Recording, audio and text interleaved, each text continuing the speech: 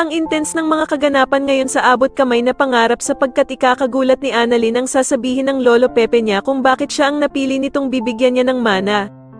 Dito nga ay kakausapin ni Don Pepe si Annalyn ng masinsinan at sasabihin niya ngang siya ang bibigyan niya ng majority share ng ipapamana niya.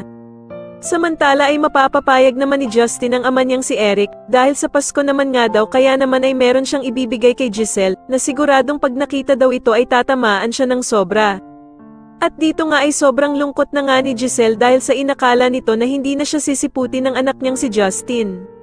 Ngunit nang makarating na nga si Justin ay masayang yayakapin sana siya ni Giselle pero hindi siya papayag na yakapin siya nito.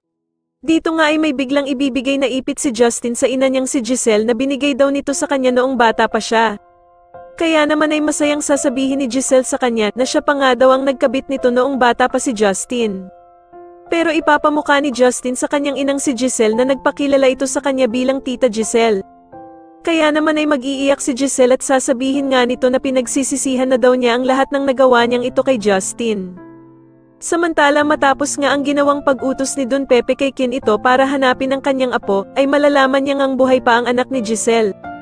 Gagawa naman ng paraan si Giselle para makausap ang kanyang anak na si Justin matapos nga nitong malaman na buhay pa pala ito na ang akala niya ay namatay na. Kaya naman ay magpapasama si Giselle kay Annalyn sa isang restaurant para makipagkita sa anak niyang si Justin. Sa kabilang banda naman ay kakausapin nga ng bruhang si Moira ang anak niyang si Zoe tungkol sa mamanahin nito kay Don Pepe.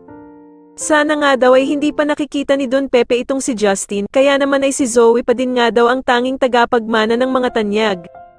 Sa tingin nyo ano na naman kaya ang gagawin ng bruhang mag-ina matapos nilang malaman na hindi magkakaroon ng mana itong si Zoe kay Don Pepe? Mas lalo na nga talagang nagiging exciting ang mga susunod na kaganapan kaya naman ay mas lalo pa nating abangan ang mas lalong gumigandang abot kamay na pangarap. Maraming salamat po sa inyong panonood at sana po ay ma-subscribe nyo ako. Maraming salamat po.